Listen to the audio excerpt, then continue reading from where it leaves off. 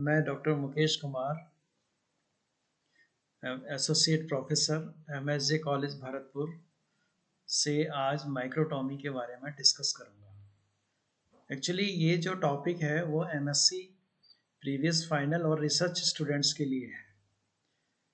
माइक्रोटॉमी, अगर इसका literal meaning अगर हम देखें तो माइक्रो मीन्स माइक्रोन साइज में, टॉमी मीन्स होता है सेक्शनिंग।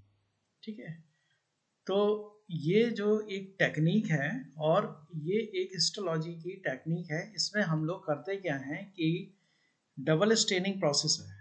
जैसे इसका थोड़ा सा ब्रीफ इंट्रोडक्शन में मैं आपको बताना चाहूँगा कि बीएससी में आपने देखा होगा कि जो परमानेंट स्लाइड बनाई थी वो आपकी सिंगल स्टेनिंग थी, जिसमें सिंपली आप ईओसिन को यूज़ करते थे। जबकि ये जो स्लाइड है ये डबल स्टेनिंग की स्लाइड है और इसका एक डिफरेंट प्रकार का एक प्रोसेस है और ये खास तौर से हिस्टोपैथोलॉजी के लिए ये टेक्निक यूज़ की जाती है। और ये टेक्निक थोड़ी सी लेंदी है और इसको करने के लिए हमें डिफरेंट प्रोसेस से गुजरना पड़ता है। तो इंट्रोडक्शन में अगर हम देखेंगे तो पाएंगे कि जैसे मैंने आपको बताया, it is A double staining process of section tissue, यानी इसमें ईओसिन और हिमेटॉक्सिलिन जो हैं दो अलग स्टेन्स हैं, जो कि एक न्यूक्लियस को करता है और दूसरा जो साइटोप्लाज्म को स्टेन करता है। तो अगर आप ये देखेंगे कि ये डबल स्टेनिंग प्रोसेस है और इसको सेक्शनिंग के द्वारा एक माइक्रोटोम इंस्ट्रूमेंट होता है जिसके द्वारा सेक्शनिंग की जाती है, टिश्यू की स्लाइसिंग की जाती है और उस प्रोसेस के तहत ही इसको माइक्रोटॉमी नाम दिया गया है। प्रोसीजर प्रोसीजर में अगर आप ये देखेंगे कि ये काफ़ी लेंथी प्रोसेस है, तो ये स्टार्टिंग जो हम अगर इसकी करते हैं तो सबसे पहले जो फर्स्ट जो स्टेप है माइक्रोटॉमी वो है extraction of tissue from live animal.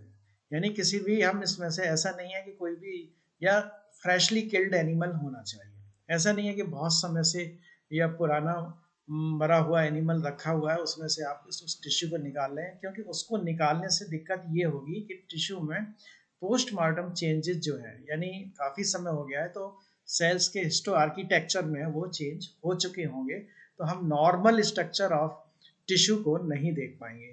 तो इसके लिए हम क्या करते हैं कि बच्चों को सिखाने के लिए, और उसमें से क्या है कि फ्रेश टिश्यू निकालते हैं। फ्रेश टिश्यू निकालने में चाहे वो किसी भी एनिमल का हो सकता है, अगर इंटरनोलॉजी आप पढ़ रहे हैं तो वो इंसेक्ट्स हो सकते हैं, रेट्स हो सकते हैं, रैबिट्स हो सकते हैं, ह्यूमन का भी हो सकता है। जो मेडिकल पैथोलॉजिस्ट होते हैं वो ह्यूमन टिश्यूज़ में किसी को अगर कोई प्रॉब्लम है तो उस टिश्यू की बायोप्सी वगैरह ली जाती है और वो माइक्रोटॉमी प्रोसेस के द्वारा ही इसको प्रोसेस किया जाता है।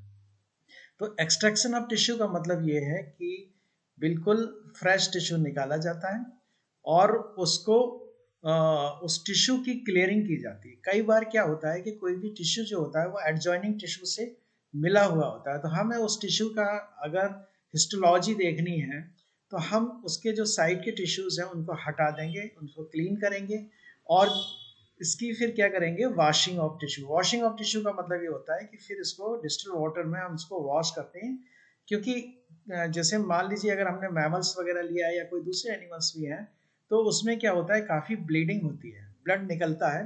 तो ब्लड में जो सेल्स होती हैं, यदि हमने प्रॉपरली उसको वॉश नहीं किया है तो ये प्रॉब्लम क्रिएट करेगा। और जब फाइनली हम जब बिल्कुल लास्ट में जाके अपनी स्लाइड का ऑब्जर्वेशन लेंगे तो हम ये पाएंगे कि उन टिश्यूज में ब्लड के रिलेटेड चीज़ें हमको दिखाई देंगी। इसलिए क्या है कि इसको वॉशिंग ऑफ टिश्यू, जो वॉशिंग नंबर 1 दिया गया है, वॉशिंग का मतलब इसके बाद भी हम एक और वॉशिंग करते हैं, इसलिए इसको वॉशिंग फर्स्ट कहा गया है। इसके बाद क्या करते हैं, जब हम इसकी थॉरो वॉशिंग कर लेते हैं 4-5 बार, तो हम टिश्यू को फिक्स करते हैं। तो जनरली जो हम रूटीन में जो फिक्सेटिव यूज होता है वो वॉइंस सॉल्यूशन यूज होता है। वॉइंस एक फिक्सेटिव है जिसमें ग्लेशियल एसिटिक एसिड होता है और आपके और दूसरे केमिकल्स होते हैं जैसे पिक्रिक एसिड, और ये एक फिक्सेटिव टिश्यू का जो हिस्टो आर्किटेक्चर है उसको फिक्स करता है। तो फिक्सेशन पीरियड अगर हम देखें 24 से लेके 48 घंटे तक हो सकता है, depending on the size of the tissue. जैसे अगर कोई टिश्यू बहुत बड़े साइज का है तो हम उसको 36 घंटे से लेकर 48 घंटे तक फिक्स कर सकते हैं। और नॉर्मली हम लोग क्या करते हैं कि जब बड़ा टिश्यू होता है तो उसमें इंसिजन दे देते हैं। इंसिजन देने से ये मतलब है कि जो फिक्सेटिव है वो टिश्यू के इंटरनली सीप कर जाता है और पूरी जो इंटरनल लेवल पर भी टिश्यू को फिक्स कर देता है। तो ये फिक्सेशन पीरियड है वो टिश्यू के साइज पर डिपेंड करता है। अगर टिश्यू छोटा साइज का है तो उसको 24 घंटे भी काफ़ी होते हैं। अब जब हम इसको टिश्यू को फिक्स कर देते हैं, यानी नेक्स्ट जब हम 24 या 36 घंटे बाद उस टिश्यू को फिक्सेशन से निकालते हैं तो इसकी वॉशिंग नंबर 2 जिसको हम बोलते हैं वो हम शुरू करते हैं। इसका जो लॉजिक है या इसका जो रीज़न है वो ये है कि जो पिक्रिक एसिड होता है उसके ग्रेन्यूल्स टिश्यू पर चिपक जाते हैं और यदि हम इनको नहीं हटाएंगे तो फाइनल जब हम स्लाइड ऑब्जर्वेशन में जाएंगे तो वो टिश्यू यानी पिक्रिक एसिड हमको काफ़ी दिखाई देगा और हम नॉर्मल स्ट्रक्चर अच्छे से नहीं देख पाएंगे। तो ये वॉशिंग कहते हैं, इसको रनिंग वाटर में भी हम करते हैं। रनिंग वाटर का मतलब ये है कि जेंटली हम जो वाटर की टैप है उसको चलाते हैं और टिश्यू को उसके नीचे रख देते हैं बीकर के अंदर और धीरे धीरे वो टिश्यू पानी निकालता रहता है और इसको 10-15 मिनट या आधा घंटे तक हम इसकी वॉशिंग कर लेते हैं जिससे कि जो एक्स्ट्रा जो पिक्रिक एसिड है उसको क्लियर किया जा सके। इसके बाद जो है हम डिहाइड्रेशन करते हैं। जैसा कि आप सभी स्टूडेंट्स और रिसर्च स्टूडेंट्स भी ये जानते हैं, डिहाइड्रेशन एक प्रक्रिया है। इसका मतलब ये होता है removal of water from the tissue. तो इसके लिए क्या करते हैं, जैसे आप जानते हैं कि अल्कोहल की या एसीटोन की सीरीज बनाते हैं, उस अल्कोहल सीरीज में उसके ग्रेड्स बनाते हैं। ये ग्रेड्स मैंने यहाँ लिखे हुए हैं 30%, 50%, 70%, 90% एंड एब्सोल्यूट अल्कोहल। तो इसका एक ग्रेजुअल रिमूवल ऑफ वाटर होता है। तो जैसे ही हमने वॉशिंग के बाद टिश्यू को लिया तो हम फिर उसको 30% में प्लेस करते हैं, फिर 50% में ले जाते हैं, 70% अल्कोहल में ले जाते हैं और 90% में फिर अल्कोहल में उसको रखते हैं और आखिर में उसको 100% अल्कोहल में प्लेस करते हैं जिससे कि उसका पूरा वाटर निकल जाए। यहाँ मैं एक दो बात कहना चाहूँगा जो कि बहुत इंपॉर्टेंट है साइंटिफिकली। जैसे जैसे ही टिश्यू 30 से लेके एब्सोल्यूट अल्कोहल तक जब हम लेके जाते हैं तो हम इसकी टाइमिंग्स को बढ़ाते चले जाते हैं और बढ़ाने का मतलब ये होता है कि जो अपर ग्रेड है जैसे 90% एब्सोल्यूट अल्कोहल है, जो 100% भी जिसको बोलते हैं, उसमें ज़्यादा समय रखते हैं जिससे कि ये हम इंश्योर करें कि हमारा डिहाइड्रेशन कंप्लीट हो चुका है कि नहीं हुआ है। तो इसलिए अपर ग्रेड में हम इसको ज़्यादा समय अगर हम रख भी लेंगे, मान लीजिए आधा घंटे भी रख लेंगे तो ये ज़्यादा हमें कारगर होगा और ज़्यादा टेक्निकली साउंड भी होगा। दूसरी एक इम्पॉर्टेंट चीज़ जो यहाँ मेंशन करना चाहता हूँ कि 70% अल्कोहल जो ग्रेड ऐसा है कि ये टिश्यू को नॉर्मली और लंबे समय तक प्रोटेक्ट करता है। तो यदि हम ये चाहते हैं कि हम कुछ टिश्यू तो आगे के लिए अप टू एब्सोल्यूट अल्कोहल या आगे फर्दर प्रोसेसिंग के लिए ले लें, लेकिन कुछ टिश्यू को हम बचा के रखना चाहते हैं, तो इसके लिए हम क्या करते हैं कि इस लेवल पर उस टिश्यू को वहीं रख देते हैं और एयर टाइट करके किसी भी वाइल में रख दें और हम इसको कई सालों तक रखे रह सकते हैं जिससे कि इसका इसका अगर आपका ग्रेड सही है तो टिश्यू का कुछ नहीं बिगड़ेगा। तो ये 70% जो स्टेज है इट्स वेरी इंपॉर्टेंट टिश्यू को फ्यूचर के लिए रखने के लिए। इसके बाद जब हम एब्सोल्यूट अल्कोहल की स्टेज क्रॉस करके फिर हम टिश्यू को ज़ाइलिन में प्लेस करते हैं। ज़ाइलिन में टिश्यू को लाने का मकसद हमारा ये होता है कि ये एक शाइनिंग एजेंट होता है और क्लियरिंग एजेंट भी होता है। जैसे हमने टिश्यू को डिसेक्शन या उसको जब हम एक्सट्रैक्शन किया था तो उसमें काफ़ी रफनेस आ जाती है इतनी प्रोसेसिंग के द्वारा। तो जब ज़ाइलिन में हम इसको लेके जाते हैं तो ये इसको क्लियर कर देता है, शाइनिंग लेके आता है और टिश्यू में जो ओरिजिनल जो स्ट्रक्चर होता है वो बिल्कुल नज़र आता है। इसके बाद इसी दौरान जब हमारा टिश्यू जाइलिन में होता है इसको हम 2 से 4 घंटे भी रख सकते हैं और टिश्यू के साइज पर भी यहाँ डिपेंड करता है। तो इसी दौरान हम अपना जो हमारे लेबोरेटरी में ओवन होता है उसको चालू कर देते हैं और उसको 56 से लेकर 60 डिग्री सेंटीग्रेड पर सेट कर देते हैं। और ये इसलिए सेट कर देते हैं कि इसमें हम वैक्स को यूज़ करेंगे आगे के प्रोसेस में और वैक्स का जो जनरली मेल्टिंग पॉइंट होता है वो 58 से 60 डिग्री के बीच में होता है। 60 डिग्री से ज़्यादा हम इसको लेके नहीं जाते हैं क्योंकि अगर हम इससे ऊपर लेके जाएंगे तो जब हम टिश्यू इसमें अगर रख दिया हमने तो हमारा टिश्यू जो है कुक हो सकता है। तो जब अब इसके बाद की जो स्टेज है वो वैक्स 1:3 की जाइलिन की स्टेज होती है। जैसे आपका एक पोर्शन तो होगा आपका वैक्स और 3 पोर्शन या वो होगा जाइलिन। तो इसमें हम क्या करेंगे कि जो जिस वाइल में हमारा जाइलिन में टिश्यू है उसमें थोड़ा सा वैक्स डाल देते हैं और इसके बाद उसको ये इंश्योर करते हैं कि हमारा टेम्परेचर 56 से लेकर 60 डिग्री से ज़्यादा एक्सीड नहीं करे और इसको 2 से 4 घंटे तक हम रख सकते हैं। फिर उसके बाद वैक्स में हम क्या करते हैं कि वैक्स की मात्रा दूसरी वाइल में बढ़ा देते हैं। जाइलिन थोड़ा कम रहता है, 3:1 का रेशियो रह सकता है, थोड़ा बहुत कम ज़्यादा भी होता है तो ज़्यादा फर्क नहीं पड़ता है। तो इसमें हम इसको भी फिर 2 से 4 घंटे रख सकते हैं और इसके बाद ये हम इंश्योर करते हैं कि हमारा जो टेम्परेचर है ओवन का वो डिस्टर्ब नहीं होना चाहिए, वो 56 से 60 डिग्री के बीच में ही रहना चाहिए। इसके बाद फिर हम इसको प्योर वैक्स में ले जाते हैं और प्योर वैक्स में इसको इवनिंग में अगर हम रखते हैं तो नेक्स्ट डे मॉर्निंग तक ओवरनाइट इसको रख सकते हैं और इसका टेम्परेचर इतना ही यानी 56 से 60 डिग्री तक हमारा रहना चाहिए। फिर जब हमारा ये टिश्यू इतना समय जो है वैक्स में रह लेता है तो ब्लॉक मेकिंग की एक प्रक्रिया शुरू होती है जिसमें हम 10% वीज वैक्स भी डाल देते हैं। तो जैसे हम इसका इसको दूसरे शब्दों में ये भी कह सकते हैं कि 90 ml अगर हमने जो वैक्स ले लिया और उसमें 10% वीज वैक्स ले लेते हैं तो ये माइक्रोटोमी में हमको आसानी रहती है, सेक्शन कटिंग में स्मूथनेस रहती है। अब ब्लॉक मेकिंग में हम लोग क्या करते हैं कि हमारे पास एलपीसीस होते हैं लेबोरेटरी में, तो हम जो वैक्स है उसको मेल्ट करके रखते हैं और उन एलपीसीस को एक ब्रिक आकार में रखते हुए टिश्यू को उसमें प्लेस कर देते हैं और टिश्यू को हार्डन होने के लिए छोड़ देते हैं। इससे क्या है हमारे एक ब्रिक के छोटी सी ब्रिक के आकार के हमारे ब्लॉक्स बन देते हैं और एक उसमें जो ब्रिक होती है उसमें 2 से 3 टिश्यू आ जाते हैं। सेक्शनिंग से पहले मैं आपको ये बताना चाहूँगा कि इससे पहले हम क्या करते हैं कि जो ब्लॉक्स होते हैं उनकी ट्रिमिंग करते हैं और ट्रिमिंग करने से ये होता है कि जो कटिंग एज होती है टिश्यू की या ब्लॉक की उसको उसको इस तरह से रखते हैं कि जिससे कि माइक्रोटोम में उसको काटा जा सके। तो माइक्रोटोम एक इंस्ट्रूमेंट है और जो कि सेक्शनिंग करता है और अगर इसमें जो साइज है वो भी जिसे कहना चाहिए कि सेट किया जा सकता है। तो इसको नॉर्मली 4 से 5 या 6 माइक्रोन तक हम इसको सेट कर देते हैं तो टिश्यू जो है सेक्शनिंग उससे की जा सकती है और उसका एक रिबन सा आने लगता है, यानी एक रिबन आएगा उसमें बीच एक सर्टेन इंटरवल के बाद वो टिश्यू का एक पोर्शन उसमें कट होकर आने लगेगा और एक कंप्लीट रिबन जो होता है वो एक तरह से आना शुरू हो जाएगा यदि आपकी ट्रैकिंग सही तरह से यूज कर रहे हैं इसको। तो वो एक्चुअली क्या होगा कि उसके साथ साथ जो रिबन जो होगा वो वैक्स है और बीच में टिश्यू होगा, तो इस तरह से टिश्यू को काटना आसानी हो जाएगा।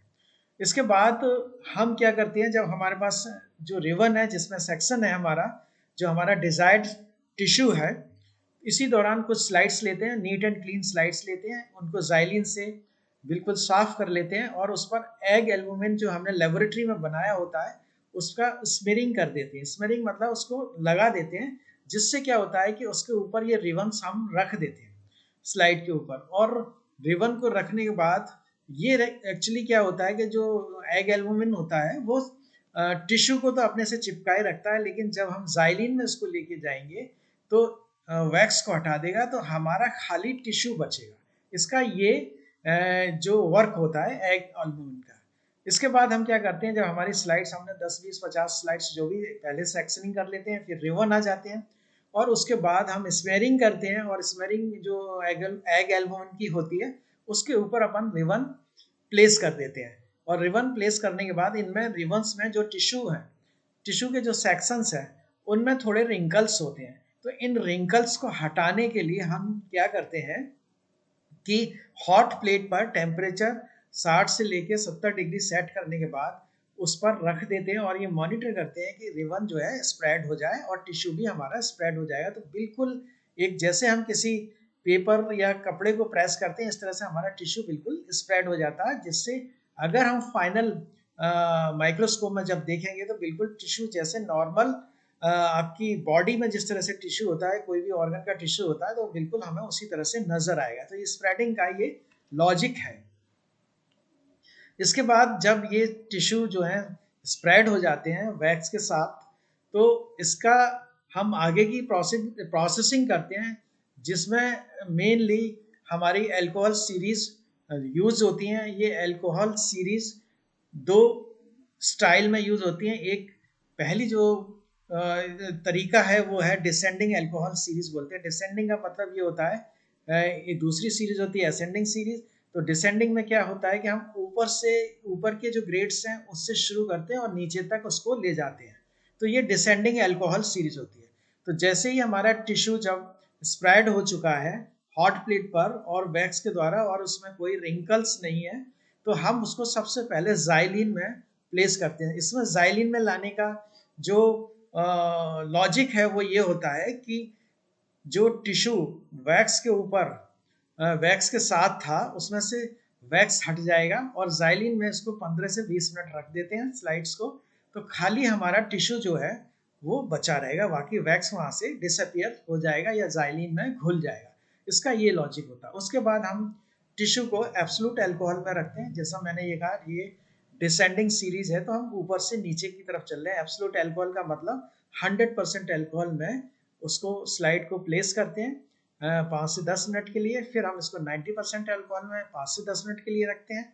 फिर हम 70% अल्कोहल में 5 से 10 मिनट के लिए ट्रांसफर करते हैं। फिर 50% अल्कोहल में 5 से 10 मिनट के लिए ट्रांसफर करते हैं। फिर 70% अल्कोहल में इसी तरह से आगे प्रोसीड करते हैं।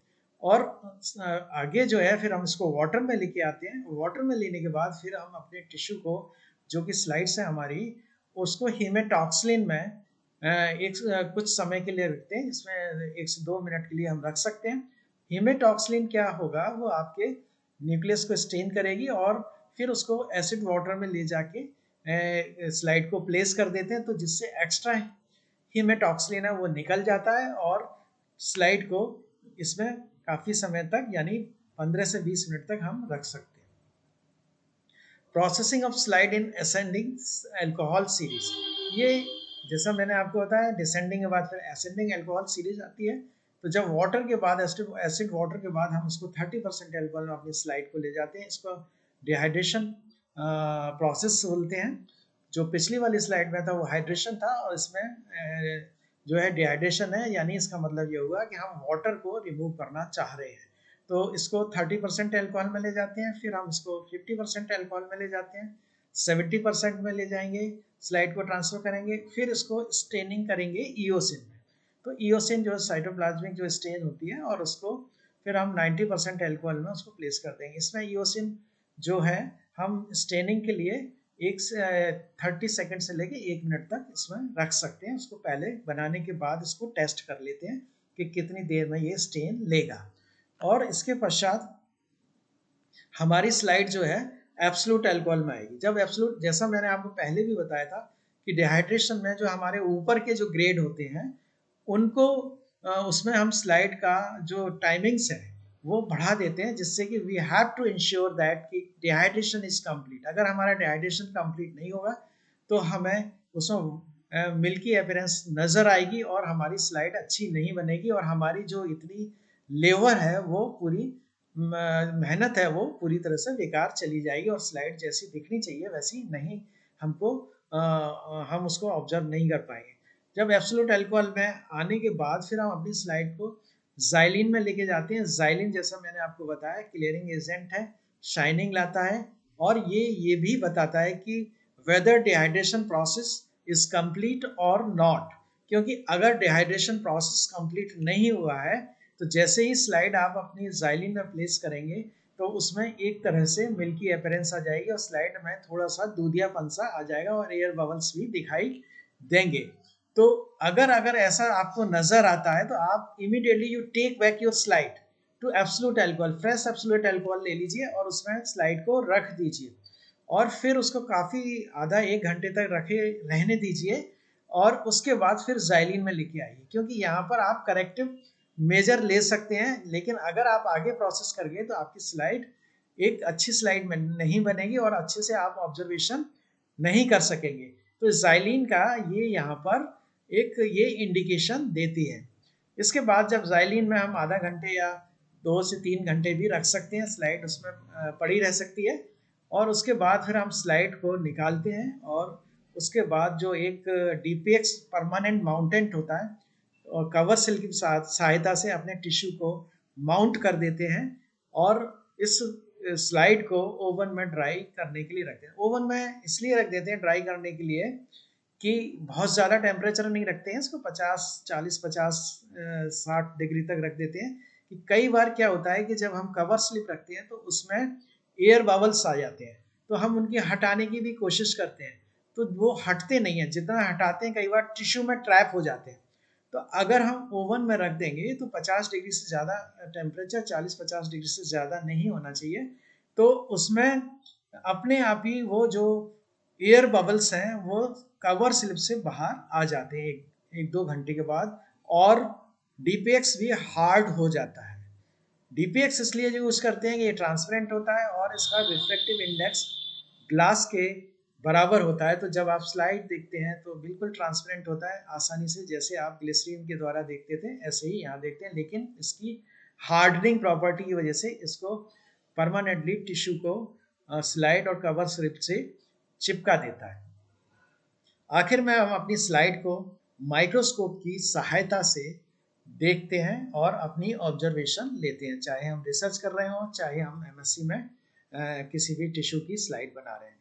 तो माइक्रोटॉमी का आप ये फायदा है, अगर आप देखेंगे कि जैसे आपने सुना होगा कि जैसे किसी भी व्यक्ति को कैंसर हो गया तो डॉक्टर उसकी बायोप्सी लेता है और बायोप्सी में माइक्रोटॉमी के लिए यानी डबल स्टेनिंग के लिए प्रोसेस किया जाता है और उस टिश्यू का नॉर्मल हिस्टो आर्किटेक्चर देखा जाता है कि टिश्यू में कोई चेंज तो नहीं हो, यदि कोई सेल्स में चेंज हुए तो ऑब्जर्वेशन नोट की जाती हैं और पेशेंट को रिपोर्ट की जाती है। ऐसे ही जो रिसर्च के जो स्टूडेंट हैं वो जब मान लीजिए कोई इस तरह का एक्सपेरिमेंट करते हैं जिसमें हिस्टोपैथोलॉजी इन्वॉल्व है, तो वो किसी भी एनिमल का टिश्यू निकाल कर, या आप एंटोमोलॉजी में देखेंगे कि हमारे यहाँ ग्रासहॉपर वगैरह का हम लोग डिसेक्शन करते हैं जो फ्रेशली किल्ड होते हैं, उनकी एलिमेंट्री कैनाल या दूसरे सिस्टम्स को निकाल कर इन टिश्यूज़ को माइक्रोटॉमी के लिए प्रोसेस करते हैं, जिससे कि आप माइक्रोटॉमी प्रोसेस डबल स्टेनिंग के लिए सीखते हैं। तो ये एक, अगर आप इसके एप्लीकेशन के पॉइंट ऑफ व्यू से भी देखें कि यदि कोई स्टूडेंट माइक्रोटॉमी में मास्टरी हासिल कर लेता है तो पैथोलॉजी लॉग में वो अच्छे से ऑब्जर्वेशन ले सकता है और उसको अच्छे से जॉब भी मिल सकता है, क्योंकि जो पैथोलॉजी लैब में बहुत सारे काम होते हैं उसमें माइक्रोटॉमी एक डायग्नोस्टिक पॉइंट ऑफ व्यू से बहुत इम्पॉर्टेंट टूल है, जिसको बायोलॉजी या जोलॉजी के स्टूडेंट्स को सीखना चाहिए और हम पीजी लेवल पर सभी बच्चों को सिखाते हैं। तो समराइज मैं आपको इस तरह से करना चाहूँगा, जो माइक्रोटॉमी टेक्निक है वो डबल स्ट्रेनिंग के लिए इसमें माइक्रोटॉम यूज़ होता है और ये एक काफ़ी लेंदी प्रोसेस होता है, 4 5 दिन के अंदर ही हम इसकी पूरी एक स्लाइड को हम प्रोसेस कर पाते हैं, एक टिश्यू को फाइनल स्टेज ऑब्जर्वेशन तक ले आते हैं। तो ये डबल स्टेनिंग का एक प्रोसेस है और माइक्रोटॉमी इसको इसलिए बोलते हैं कि सेक्शनिंग में माइक्रोटॉम यूज़ किया जाता है। This is very important technique, we should also learn PG level पर, और हम इसको रेगुलरली पीजी लेवल पर कराते हैं और रिसर्च में तो ज़्यादातर हिस्टोपैथोलॉजी के लिए स्टूडेंट्स सभी लोग इसमें यूज़ करते हैं। Thank you very much.